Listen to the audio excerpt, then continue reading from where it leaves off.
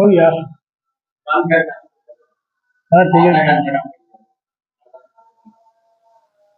ठीक है।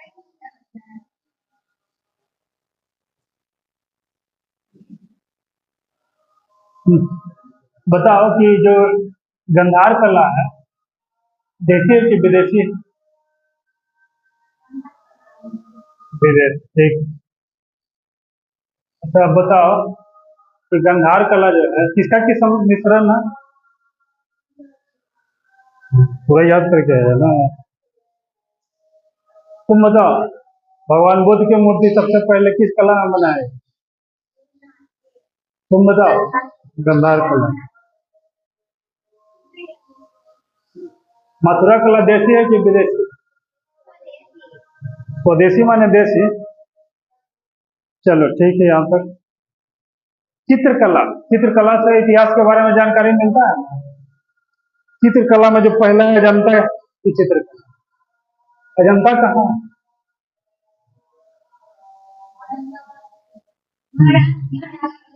ठीक है, ठीक। महाराष्ट्र के औरंगाबाद जिले में।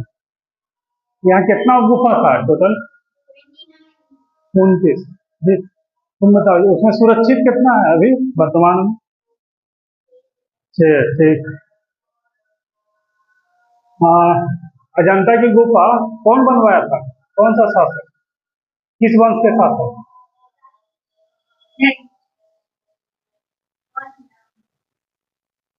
किस वंश के शासक बनवाया था? हिंट दे देते हैं, बताओ। सातवाहन वंश। दिमाग है। सातवाहन वंश के साथ, ठीक। यह किन कथाओं पर आधारित है? किस जातक कथा, जातक कथा किस धर्म से संबंधित है? चलो बताओ, यह बौद्ध धर्म की किस शाखा से संबंधित है?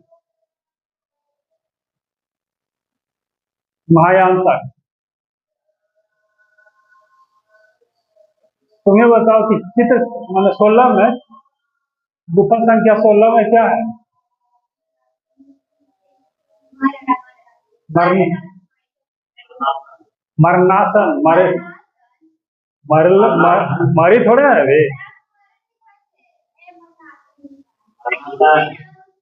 उस बार में भी वही लिखा हुआ है। मरणासन का मतलब देख, कोई आदमी नहीं कहता वो मरने जा रहा है, आत्महत्या टाइप से। किसी को मरने के आसन पर, जैसे महाभारत में कौन सा भीष्म पितामह मरणासन पर थे ना, धनुष पर थे, बाण पर थे ना जी, उसी को मरणासन का मृत्यु सैया पर होना, मैंने मरने मरने को हम जा रहे हैं, समझ में आया? 17 में क्या है?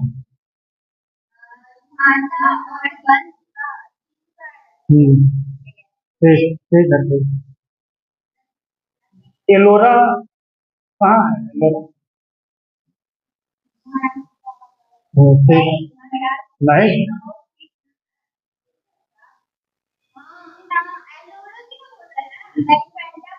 वो सही है। तुम्हें ज्यादा पढ़ ली। वर्तमान में इसमें कितना गुफा एलोरा में? 71, 71 ना। ठीक है, किस वन से संबंधित है? हम्म, तो डेली देखते हैं राजपूत। और धर्म कौन कौन सा है, किस किस धर्म से संबंधित? सनातन और एक एलिफेंटा की गुफा में। धार नगरी मुंबई से कितना किलोमीटर से दूर है? ठीक। इसका नाम एलिफेंटा क्यों रखा गया? क्या नाम एलिफेंटा क्यों रखा गया? अंग्रेज नहीं है, पुर्तगाली लोग आए थे तो पत्थर की हाथी की बहुत बड़ा मूर्ति मिला, इसी कारण इसको क्या कहते हैं, एलिफेंट। किस वंश से संबंधित है? किस वंश से संबंधित है? राजपूत। और धर्म, किस धर्म से संबंधित है? इनका त्रिमूर्ति मिला। ठीक। बाघ कहाँ है? किस राज्य पूछ रहा है? मध्य प्रदेश। नर्मदा की सहायक नदी का नाम क्या? बाघ नदी। बाघ नदी। हाँ, धारा नगरी तो इससे पहले ना थी। धारा नगरी तो एलिफेंटा में ना है।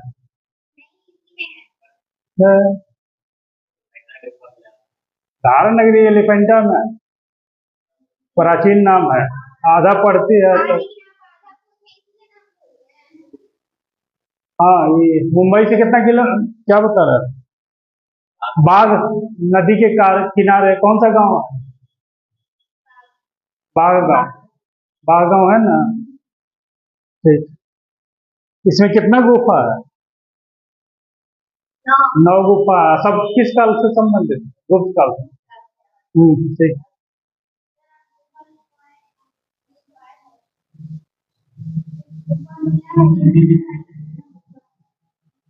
क्या लिखवा है आपने? 9 कर दो आगे। 9 गुफा में जो गुप्त कालीन, हो सकता है छूट गया होगा लिखने में। और 21 धर्म से संबंधित बौद्ध धर्म की महायान शाखा। सिक्का के अध्ययन को क्या कहते हैं? हिंदी चाहे इंग्लिश? न्यूमिस्मेटिक। हिंदी में क्या कहते हैं? मुद्रा शास्त्र। ठीक। भारत में सबसे पहले सिक्का का किस साल, किस ईस्वी में आया? 600 ईसा पूर्व। किस चीज का सिक्का था? उस सिक्का को क्या कहते हैं? पंचमाल या आहत सिक्का। ठीक। साहित्य में इसको क्या कहते हैं? करसापन। अच्छा, सबसे पहले सोने का सिक्का कौन चलाया? हाँ, हिंदी उदय। ठीक। सबसे ज्यादा सोने का सिक्का कौन चलाया? गुप्ता। सबसे शुद्ध सोने का सिक्का कौन चलाया? पिछानवा। ठीक। और ऊपर बच गया 14। और शीशा का सिक्का कौन चलाया? 7वां। ठीक। सिक्का में इतना। इसके बाद है भवन एवं स्मारक ना जी। लिखो भवन एवं स्मारक। अच्छा, पूछे के चलते बात है।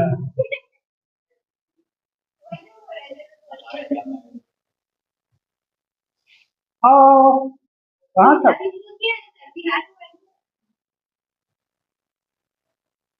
कहीं ये था क्या? कहाँ? पानी पीना है?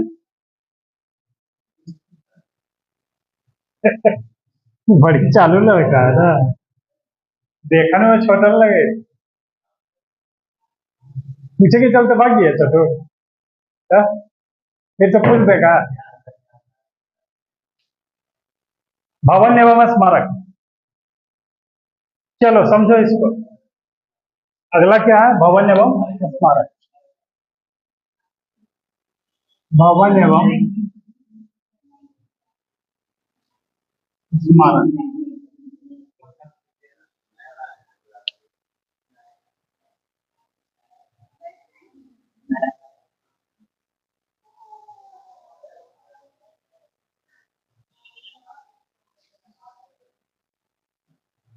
भवन एवं स्मारक।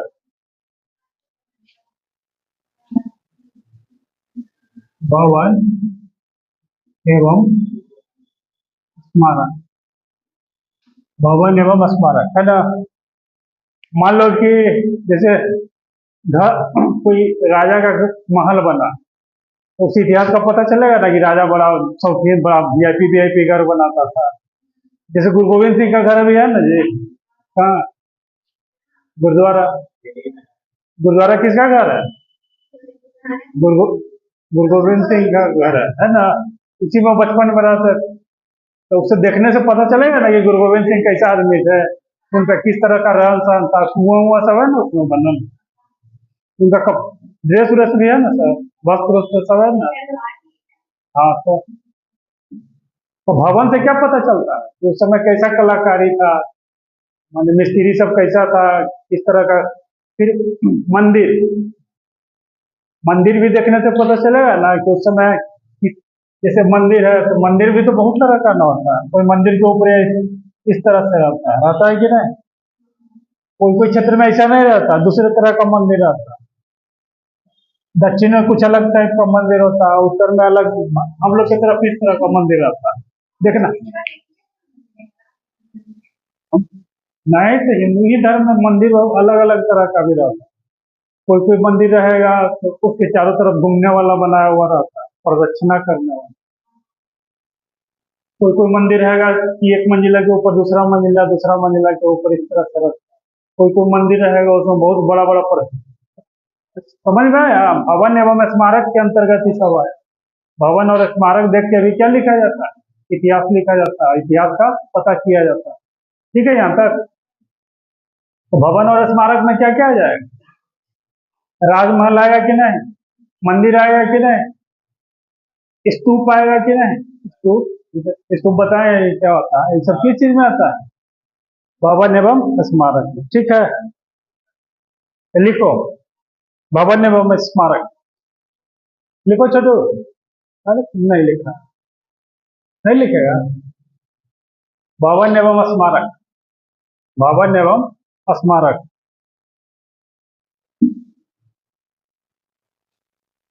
भवन एवं स्मारक, भवन एवं स्मारक। इससे कला, देखो इससे कला संस्कृति, इससे कला संस्कृति। भवन स्मारक से क्या पता चलेगा? कला संस्कृति।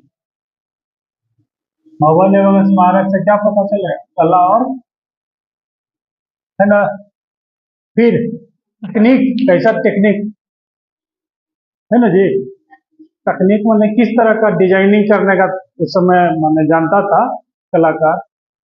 जैसे जैसे ताजमहल है ना बनाया हुआ, तकनीक। तो कला संस्कृति का पता चलता है, तकनीक कैसा था वो पता चलेगा। नहीं, ले वो कला संस्कृति तकनीक। अगर बहुत वीआईपी बिल्डिंग है, इसका मतलब आर्थिक व्यवस्था क्या है? आर्थिक व्यवस्था का भी पता चलेगा कि नहीं? आर्थिक व्यवस्था का भी पता चलेगा, आर्थिक व्यवस्था। समझ में आया? इसे भवन स्मारक से पता चलेगा। अब भवन स्मारक के अंतर्गत क्या क्या आता है? आर्थिक व्यवस्था का पता चलता है, आदि के बारे में जानकारी मिलती है। आर्थिक व्यवस्था आदि के बारे में जानकारी मिलता है, आदि के बारे में जानकारी मिलती है। अब इसके अंतर्गत क्या क्या आ जाएगा? देखो इसके अंतर्गत राजप्रसाद। प्रसाद माने ये वाला खाने वाला प्रसाद नहीं। राजप्रसाद माने क्या होता है? माने राजप्रसाद राजमहल को कहते हैं। राजप्रसाद किसको कहते हैं? राजमहल को कहते हैं,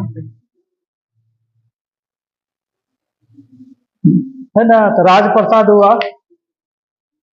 मंदिर निर्माण शैली। और इसके अंतर्गत क्या क्या आएगा?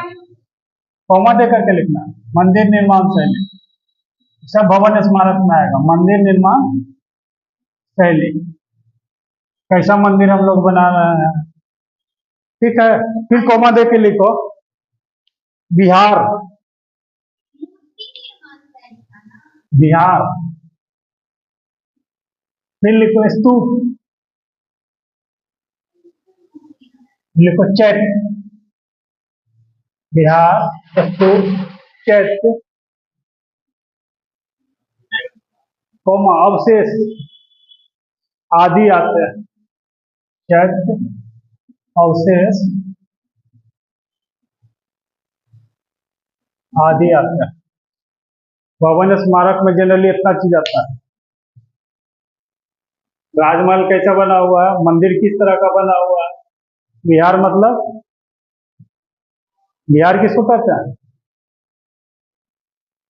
बिहार, बिहार माने, हाँ, बिहार कहते हैं बौद्ध भिक्षुओं के निवास स्थान, और महाविहार कहते हैं महाविद्यालय, स्तूप भगवान बुद्ध के मृत शरीर पर अर्धचंद्राकार। चैत्य बौद्धों को पूजा स्थल, बड़ा बड़ा हॉल रहता था, उसमें खाली पिलर रहता था, गेट नहीं रहता, चारों तरफ से खुला हुआ रहता, इसी को क्या कहते हैं, चैत्य। जैसे गुरुद्वारा में देखिए सरदार जी बैठ के किताब पढ़ता है ना जी, देखिए दिन दिन में पढ़ते रहता है ना, ऊपर पढ़ता है, जिस ऊपर जाने नहीं ना देता है, ऊपर उसको ग्रंथि कहते हैं, पहले जाने देता था, अब नहीं जाने देता। तो वही चैत्य में बौद्धि सब आगे क्या करेगा, बौद्ध धर्म का आदमी सब पूजा करेगा। बौद्ध धर्म का आदमी जो गेरुआ वस्त्र का कपड़ा नहीं पहनता है, उसको बाल उल नहीं रहेगा। समझ में ये सब देखेंगे तो पता चलेगा कि उस समय कैसा विकास हो रहा था, नहीं पता चलेगा। ये सबसे बहुत अच्छा से बनाया हुआ रहेगा तो कहें कि आर्थिक व्यवस्था अच्छा था, तकनीक बढ़िया था, टेक्निक बनाने का तरीका, कला संस्कृति भी बढ़िया, समझ में आया।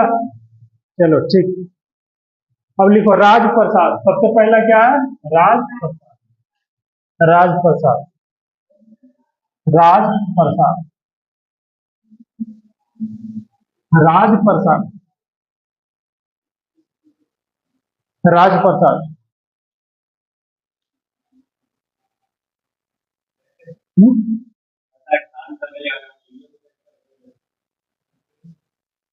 राजप्रसाद लिखो।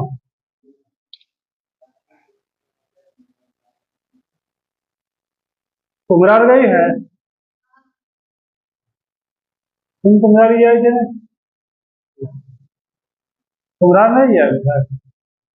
जो कुम्हरार है ना, उसमें चंद्रगुप्त मौर्य का, तो कुम्हरार क्या है, चंद्रगुप्त मौर्य का, चंद्रगुप्त मौर्य का वो राज दरबार था, वहाँ वो बैठता था, राजा था वहाँ का। उसका जो राज दरबार था चंद्रगुप्त मौर्य का, वो इतना बढ़िया बनाया हुआ था, इतना बढ़िया बनाया हुआ था, हाँ, माने विश्व में उसके जैसा महल कहीं नहीं था। ईरान में पर्सिपोलिस का महल सबसे अच्छा माना जाता है, इसका तुलना किससे किया जाता है, उस, सोच लो, इतना बढ़िया महल था। उसका अवशेष कहाँ है अभी भी, कुम्हरार। राजप्रसाद देखने से पता चलेगा ना कि चंद्रगुप्त मौर्य कैसा मैंने महान सम्राट था, महान था तब ना उतना बढ़िया राजमहल बनाया था। समझ में आया? लिखो, चंद्रगुप्त मौर्य ने पटना के कुम्हरार में, चंद्रगुप्त मौर्य ने पटना के कुम्हरार में, चंद्रगुप्त मौर्य ने पटना के कुम्हरार में, चंद्रगुप्त मौर्य ने कहा, पटना के कुम्हरार में, पटना के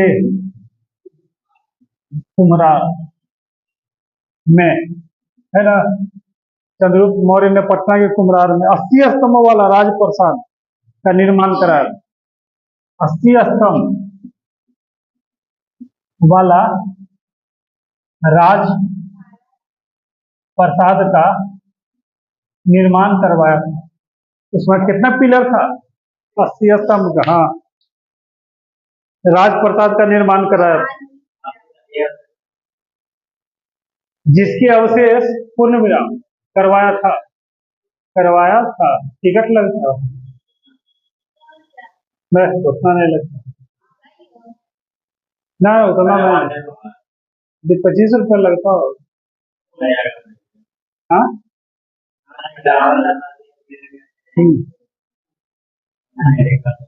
देखो, जिसके अवशेष कुम्हरार संग्रहालय में सुरक्षित, जिसके अवशेष कुम्हरार संग्रहालय, संग्रहालय माने म्यूजियम, म्यूजियम म्यूजियम, कुम्हरार संग्रहालय में सुरक्षित, जिसके अवशेष कुम्हरार संग्रहालय में सुरक्षित।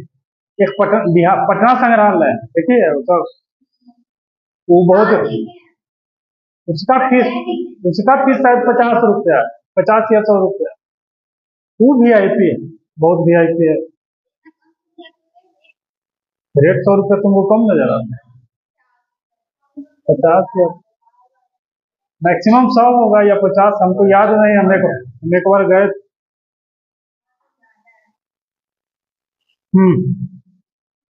लिखिए, कुम्हरार संग्रहालय में सुरक्षित, इसका अवशेष कुम्हरार संग्रहालय में अवस्थित है या सुरक्षित है। हो गया ना? ठीक, आगे लिखिए। इसराज प्रसाद की तुलना, इसराज प्रसाद की तुलना,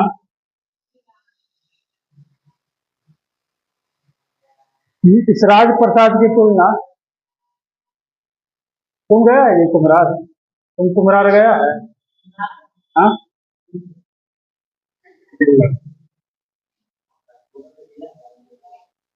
इसराज प्रसाद की तुलना ईरान की राजधानी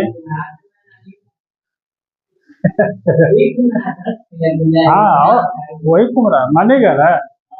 चंद्रगुप्त मौर्य कौन लग रहा है? चंद्रगुप्त मौर्य कहियो नाना है।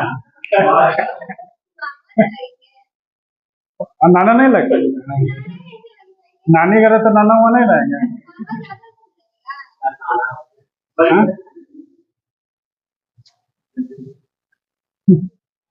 नहीं कि यो नानी घर में ना लगती है, नहीं मौसी है ना। क्या लिखवाए हैं? इस राज प्रसाद की तुलना ईरान की राजधानी पर्सिपोलिस, लिखना आता है? पर्सिपोलिस, ईरान की राजधानी पर्सिपोलिस, ईरान की राजधानी पर्सिपोलिस के राजमहल से किया गया। ईरान की राजधानी पर्सिपोलिस के राजमहल से किया गया, राजमहल से किया गया है। ठीक, यह लकड़ी का बना हुआ था, यह लकड़ी का बना हुआ, यह लकड़ी का बना हुआ था, उसका अवशेष है। यह लकड़ी का बना हुआ। हाँ हाँ, लकड़ी का, हाँ तो वही महल है ना, बता, लकड़ी का बना हुआ। तो तुमरे तो मैं अमीर नहीं था चंद्रगुप्त मौर्य। इसका तो, इसका घर देखिए है, किस चीज का बना, किस चीज का बना हुआ?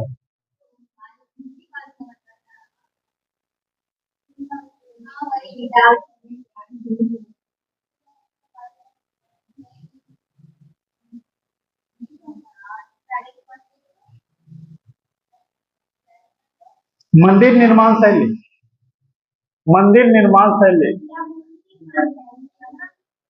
मंदिर निर्माण,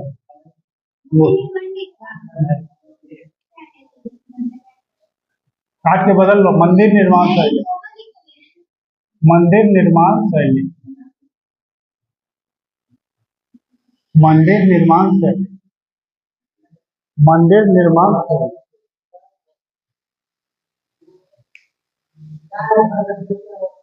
ठीक है, खाना खा जाओ। हाँ,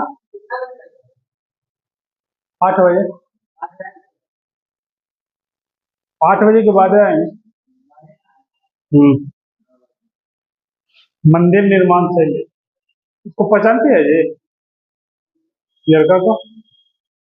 वही पूरा जो स्कूल है ना, नवीन विकास, उसी के सामने इसका दवाई का दुकान, गली से जैसे निकलती है तो एक तो दवाई का दुकान मिलता है ना, इसी का ना है।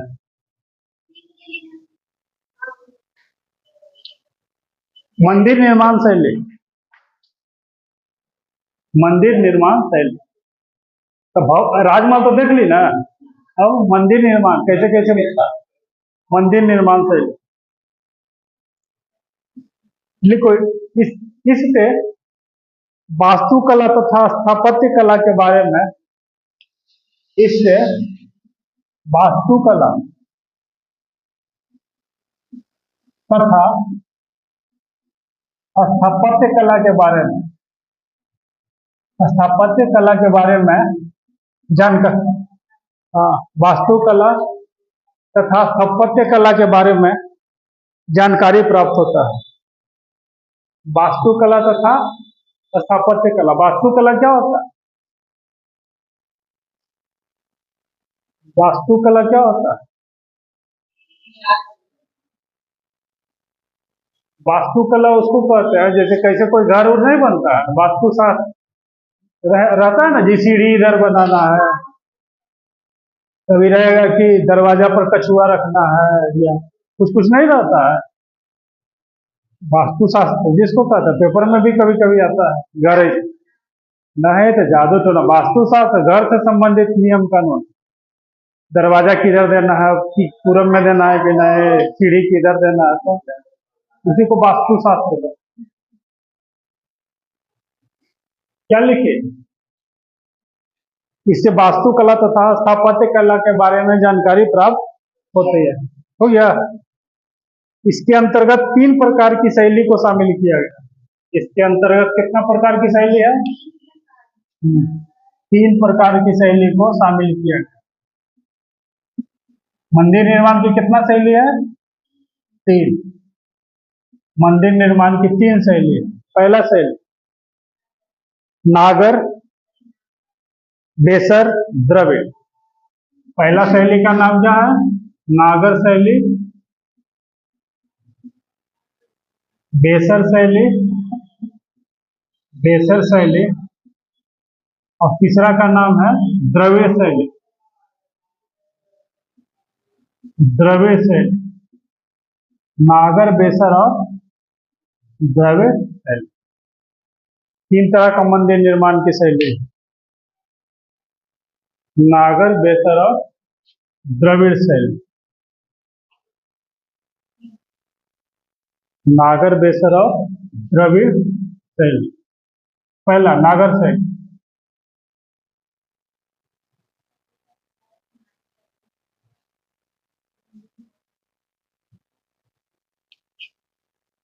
जैसे मान लेते हैं भारत, हिमालय पर्वत से लेकर के, हिमालय पर्वत से लेकर के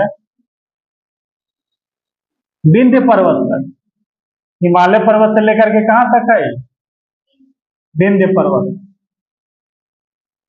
यानी कि उत्तर वाला, वो उत्तर में जो मंदिर का निर्माण हुआ उसे वो क्या कहते हैं? नागर शैली। बीच में जो निर्माण हुआ है उसको क्या कहते हैं? बेसर शैली। सबसे दक्षिण में, दक्षिण भारत में जो निर्माण हुआ है इसको क्या कहते हैं? द्रविड़ शैली। इतना याद हुआ? नागर, बेसर और द्रविड़। नागर, विंध्य, क्या लिखवाएं? नागर से लिखिए, लिखो हिमालय से लेकर, यह हिमालय से लेकर विंध्य तक के क्षेत्र में, यह हिमालय से लेकर, कौन पर्वत? हिमालय। यह हिमालय से लेकर विंध्य पर्वत तक, यह हिमालय से लेकर विंध्य पर्वत तक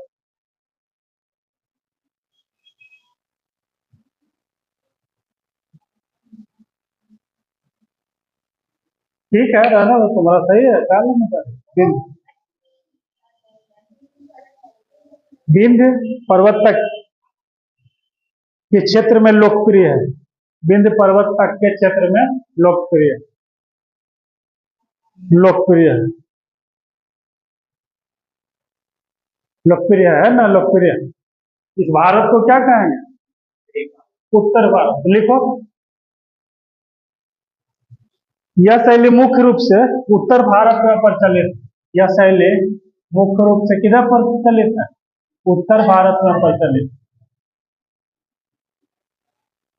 नागर शैली, यह शैली मुख्य रूप से उत्तर भारत में प्रचलित, मुख्य रूप से उत्तर भारत में प्रचलित। उदाहरण प्रचलित है, उदाहरण बहुत जरूरी है, इंपॉर्टेंट इसका उदाहरण। उदाहरण से क्वेश्चन आता है। उदाहरण लिखो, पुरी का जगन्नाथ मंदिर, पुरी का मंदिर बड़ी फेमस मंदिर है। पुरी का जगन्नाथ मंदिर, पुरी का जगन्नाथ मंदिर बड़ी फेमस मंदिर है, पुरी का जगन्नाथ। कोणार्क का सूर्य मंदिर, कोणार्क का ये भी बड़ी फेमस है। कोणार्क का सूर्य मंदिर, कोणार्क का सूर्य मंदिर बड़ी फेमस मंदिर है ये भी। दिलवाड़ा का जैन मंदिर, दिलवाड़ा का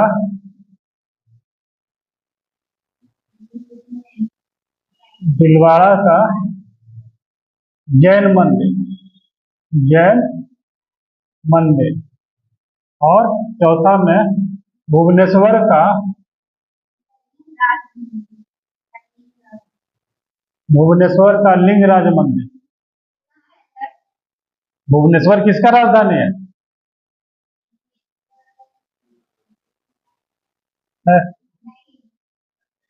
उड़ीसा का राजधानी कहाँ?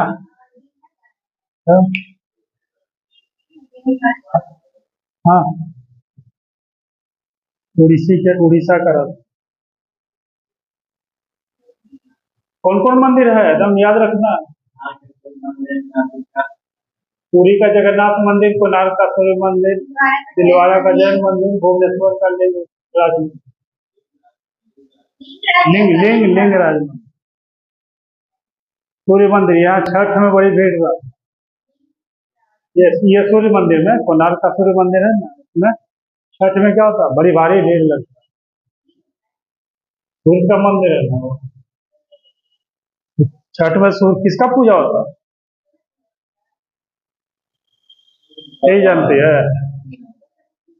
छठ में किसका पूजा होता है? छठी मैया कौन? छठी मैया है कौन? कौन भगवान? तो इसका क्या कनेक्शन? छठ होता होगा।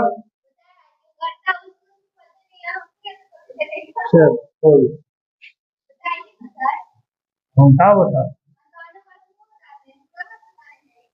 इतना आसानी से बता देंगे तो फिर तो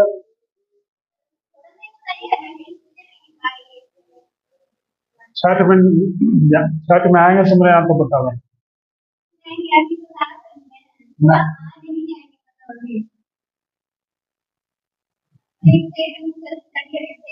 मिलेगा तो ना, पंडित जी को पता नहीं रहता है तो गूगल पर क्या पता है।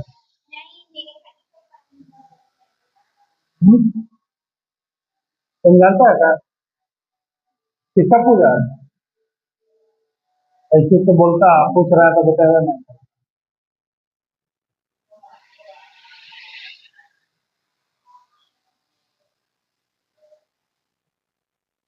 यहाँ तक समझ में आया? पहला नागर शैली समझ में आया। दूसरा देसर शैली, दूसरा देसर शैली, देसर शैली, देसर शैली, देसर शैली। विंध्य पर्वत से लेकर, देखो, विंध्य से लेकर कृष्णा नदी तक, विंध्य से लेकर, विंध्य से लेकर कृष्णा नदी तक, विंध्य से लेकर कृष्णा नदी तक, विंध्य से लेकर कृष्णा नदी तक का क्षेत्र इसके अंतर्गत आता है। विंध्य से लेकर के कृष्णा नदी तक का क्षेत्र इसके अंतर्गत आता है। उदाहरण, उदाहरण महाराष्ट्र का, महाराष्ट्र का अंबरनाथ मंदिर, महाराष्ट्र का अंबरनाथ मंदिर, महाराष्ट्र का अंबरनाथ मंदिर, अंबरनाथ मंदिर।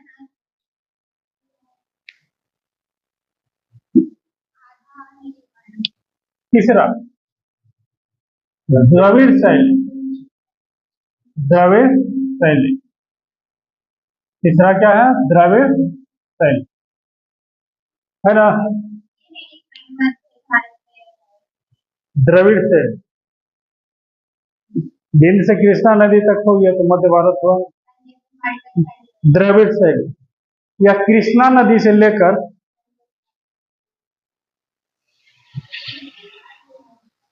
देखो, कृष्णा नदी से लेकर द्रविड़ शैली में लिख रहा है, कृष्णा नदी से लेकर कन्याकुमारी तक का क्षेत्र, कृष्णा नदी से लेकर कन्याकुमारी तक का क्षेत्र इसके अंतर्गत आता है।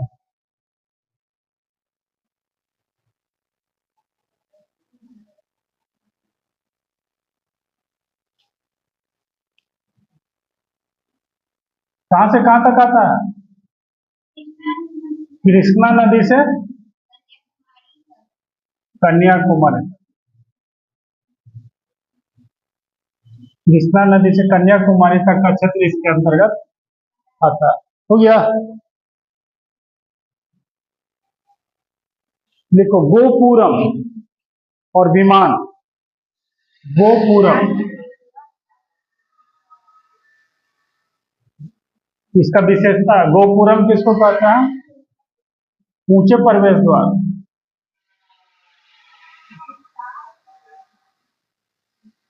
ऊंचे प्रवेश द्वार। दूसरा प्रॉपर्टी, इसका गुण क्या है? विशेषता, विमान एक के ऊपर दूसरा मंदिर, मान एक के ऊपर एक। तो दक्षिण में जो मंदिर है द्रविड़ शैली का, उसमें बड़ा ऊंचा ऊंचा प्रवेश द्वार रहा है, तो लिखो गोपुरम ब्रैकेट में ऊंचे प्रवेश द्वार और विमान एक के ऊपर दूसरा मंदिर। द्रविड़ शैली की मुख्य विशेषता, द्रविड़ शैली की मुख्य विशेषता, विमान द्रविड़ शैली की मुख्य विशेषता है। क्वेश्चन में स्टैंडर्ड क्वेश्चन पूछेगा तो इसे पूछ सकता है। मुख्य विशेषता, उदाहरण कांची का कैलाशनाथ मंदिर, उदाहरण क्या है इसका? उदाहरण कांची का कैलाशनाथ मंदिर।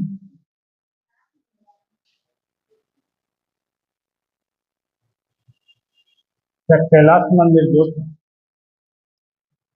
तंजौर का राजराजेश्वर मंदिर या बृहदेश्वर मंदिर। दूसरा का बड़ी इंपॉर्टेंट, तंजौर का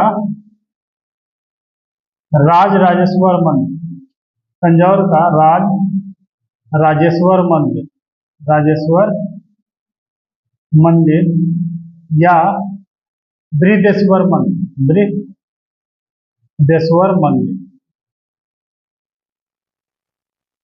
तंजौर का राजराजेश्वर मंदिर या बृहदेश्वर मंदिर। क्वेश्चन ऐसे पूछेगा कि राजराजेश्वर मंदिर कहाँ है? तंजौर में। कौन बनवाया था? राजराज प्रथम। हाँ, का निर्माण कौन करवाया था? राज प्रथम। तो तीन तरह का यही मंदिर निर्माण शैली है। पहला को नागर, दूसरा को बेसर, तीसरा को द्रविड़ का। नागर शैली हिमालय से लेकर के कृष्णा नदी तक, हिमालय से लेकर के विंध्य पर्वत तक। दूसरा जो है बेसर शैली, विंध्य पर्वत से लेकर के कृष्णा नदी तक। तीसरा कृष्णा नदी से कन्याकुमारी, द्रविड़ शैली। पहला का उदाहरण क्या क्या है? पहला के अंतर्गत कौन कौन मंदिर आता है? मंदिर का नाम याद रखना बड़ी जरूरी है। पुरी का जगन्नाथ मंदिर, कोणार्क का सूर्य मंदिर और दिलवाड़ा का जैन मंदिर, है ना?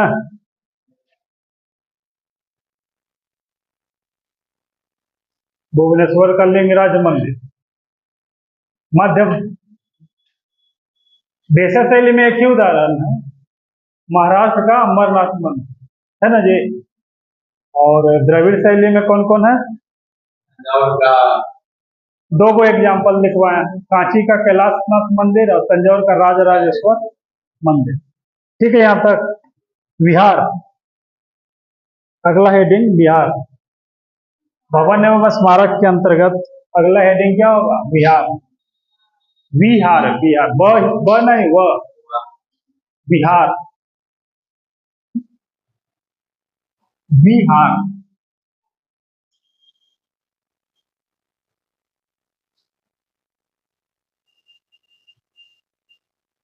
बिहार।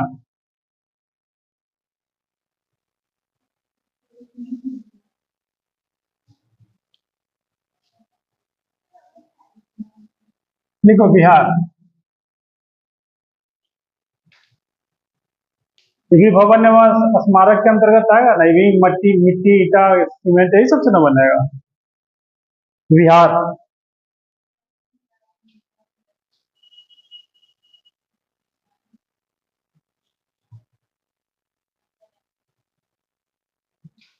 बिहार पूछेगा सबसे पहले कि बिहार किसको कहते हैं, तो बौद्ध भिक्षुओं का निवास स्थान। बिहार, बिहार किसको कहते हैं? बौद्ध भिक्षुओं का निवास स्थान। बौद्ध भिक्षुओं का निवास स्थान लिखना नहीं है, लिखवाएगा ना, समझा रहे हैं। बिहार किसको कहते हैं? बौद्ध भिक्षुओं का निवास स्थान। वर्षा ऋतु में बहुत सा बौद्ध भिक्षु यहाँ आता था। कहाँ? यहाँ आता था। हाँ, और यहाँ पर आकर के क्या करता था? रहता था। शिक्षा संबंधित शिक्षण संबंधी काम, धार्मिक शिक्षा संबंधी काम करता था। कौन सा? बौद्ध भिक्षु सब, क्योंकि बहुत मात्रा में आने लगे थे बौद्ध भिक्षु, इसलिए बिहार से इसका नाम बिहार पड़ गया। वो पहले वो था बिहार, अब क्या हो गया? बिहार। समझ में आया? इंटरव्यू में पूछेगा कहाँ से आए हैं, बिहार से आए। पूछेगा बिहार नाम कैसे पड़ा, कहेंगे कि बिहार नाम इसलिए पड़ा क्योंकि पहले यहाँ बौद्ध भिक्षु आकर के रहते थे, वर्षा ऋतु में यहाँ पर रहते थे और उस दौरान पठन पाठन का भी कार्य करते थे, जिसके कारण इसका नाम बिहार पड़ गया। समझ में आया? आगे समझ में। पटना नाम क्यों पड़ा? कहाँ घर है? पटना में है। पटना नाम क्यों पड़ा? लो, घर बेच के चल जाओ। जब यही नहीं पता तो घर बेच के चल जाओ, चाहे हमको दे दो, हमको दे दो। पटना साहिब स्टेशन का नाम कैसे पड़ा? गुरु गोविंद सिंह क्या कहता है कि इसका नाम पटना साहिब रखा? पटन कैसे नाम पड़ा जी पटना साहिब?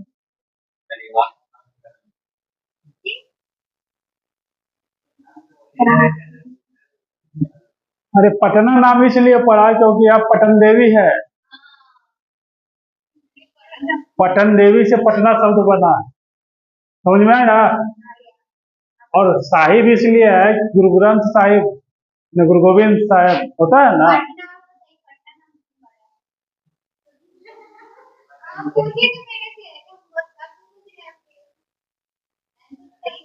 पैसा है तुम्हारे पास तो दिखवा देना पहले, समझे? डॉक्टर है जान पहचान का दिमाग वाला। अभी तो बताया जी कि पटन देवी के नाम पर पटना पड़ा। दिखा देना, देख ले तबीयत वही चीज बता रहे हैं, वही चीज हम तो पूछ रहे हैं, पटना नाम क्यों? चलो कोई बात नहीं। Ranchi, Ranchi Hatia super fast express platform number 2 पर है, करेगी, चल जाना।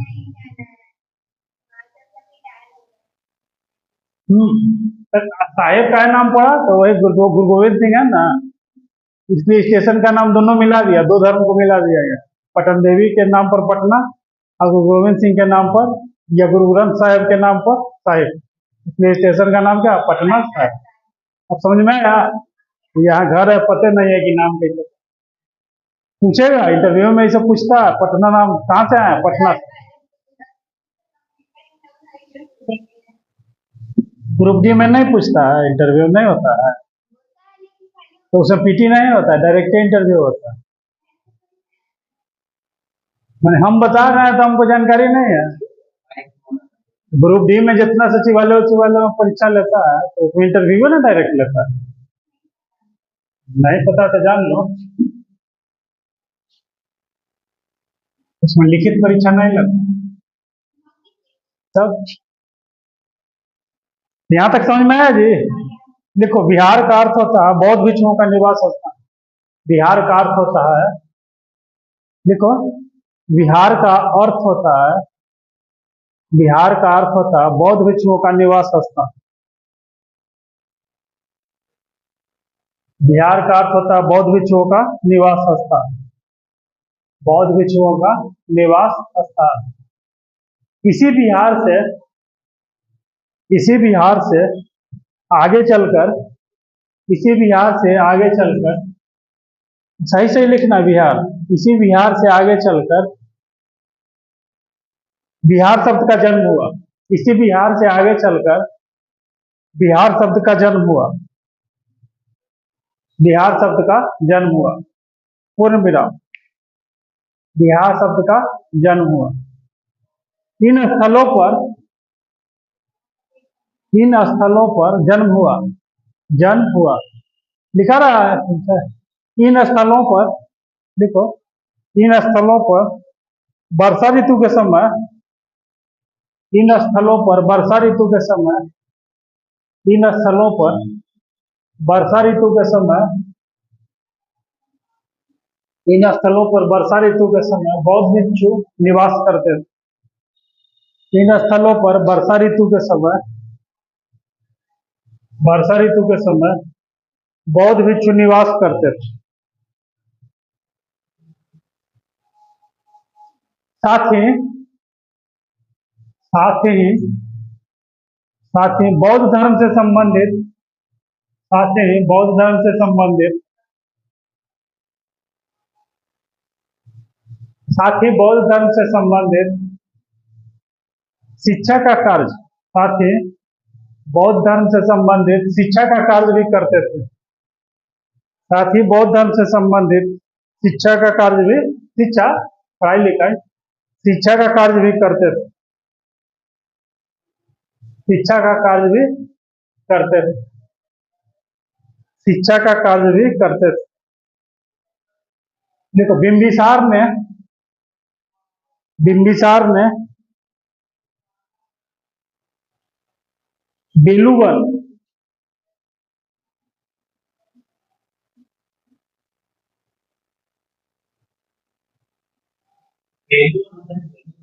वेलुवन, वेलुवन राजगीर में है ना जी।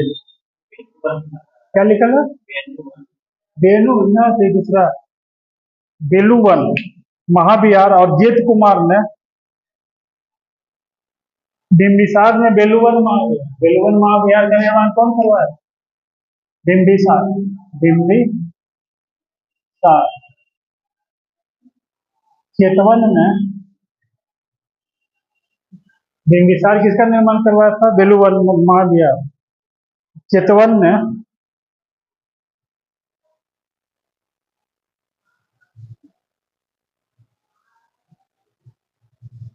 चेतवन नहीं होगा, जेत, जेत कुमार है इसका, जेत कुमार। ये बनवाया था जेतवन महाविहार, जेतवन महाविहार। जेत कुमार बनवाया था जेतवन महाविहार।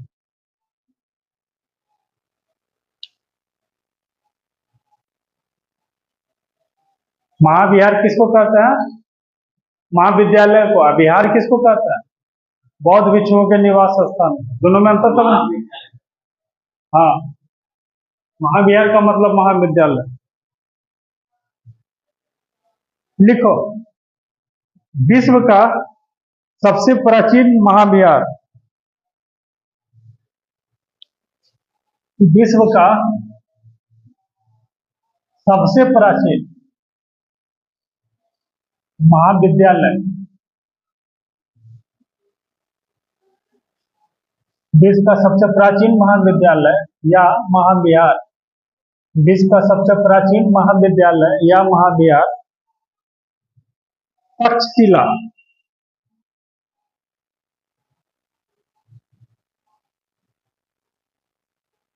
तक्षशिला,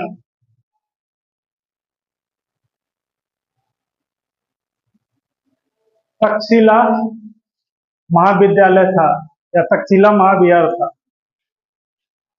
तक्षशिला महाविहार था, लिखा है तक्षशिला महाविहार, महाविहार था जिसका निर्माण राजा तक्ष ने करवाया था, जिसका निर्माण राजा तक्ष ने करवाया था।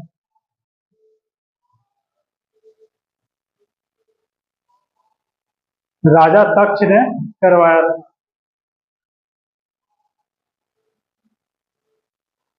राजा तक्ष ने करवाया था, लिखिए जी, राजा तक्ष ने करवाया था। चाणक्य या कौटिल्य विद्वान,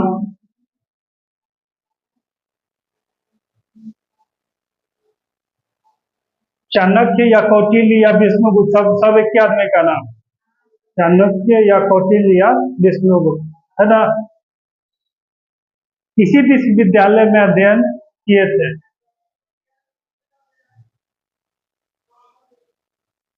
इसी विश्वविद्यालय में अध्ययन किए थे, इसी विश्वविद्यालय में अध्ययन किए थे, इसी विश्वविद्यालय में अध्ययन किए थे। बाद में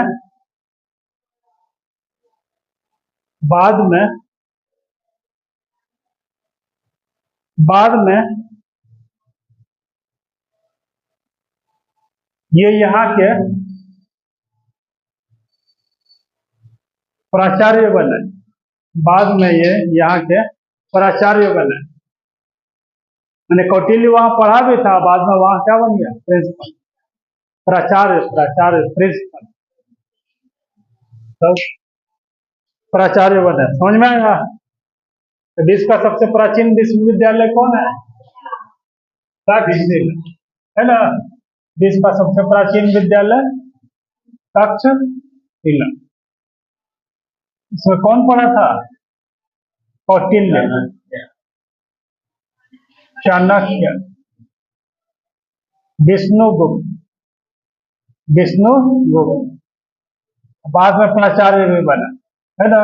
बाद में क्या बन गया, प्राचार्य। विश्व का सबसे प्राचीन, अब लिखो भारत का या भारत में सबसे प्राचीन विश्वविद्यालय, भारत में सबसे प्राचीन विश्वविद्यालय नालंदा विश्वविद्यालय है। हाँ, भारत में सबसे प्राचीन विश्वविद्यालय नालंदा विश्वविद्यालय, हाँ, भारत में सबसे प्राचीन विश्वविद्यालय, भारत में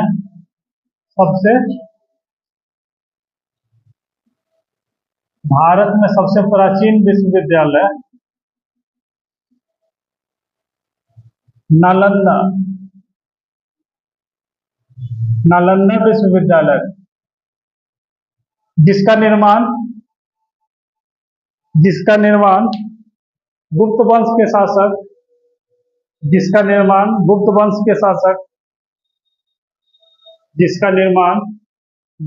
के शासक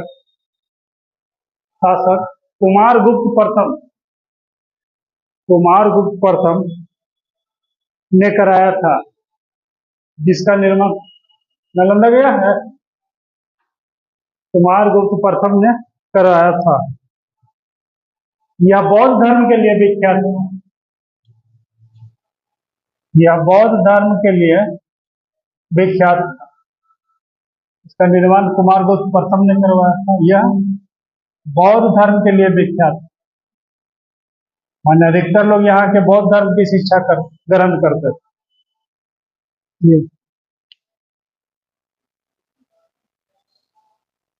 हो गया। फिर लिखो, भारत का भारत का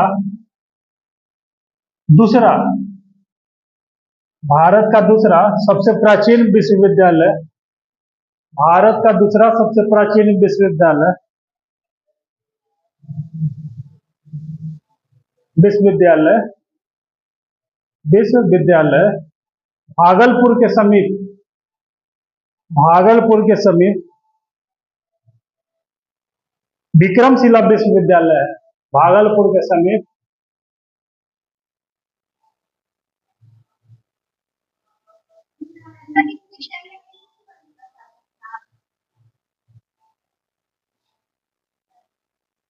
भारत का दूसरा सबसे, क्या लिखवा है, भारत का दूसरा सबसे प्राचीन विश्वविद्यालय भागलपुर के समीप विक्रमशिला विश्वविद्यालय।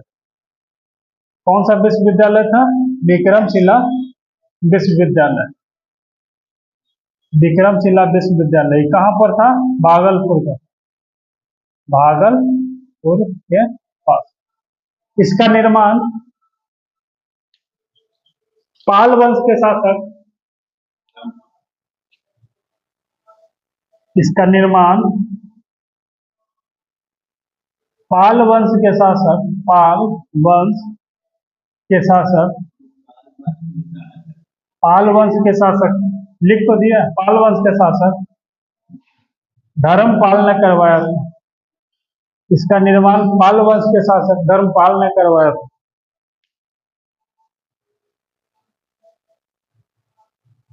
इसका निर्माण पाल वंश के शासक धर्मपाल ने करवाया था।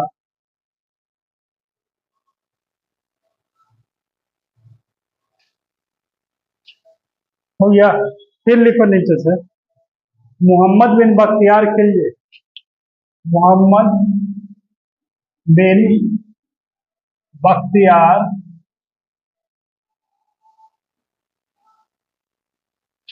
खिलजी, मोहम्मद बिन बख्तियार खिलजी ने नालंदा विश्वविद्यालय,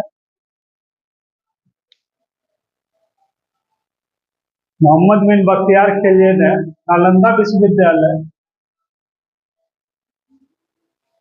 और विक्रमशिला विश्वविद्यालय को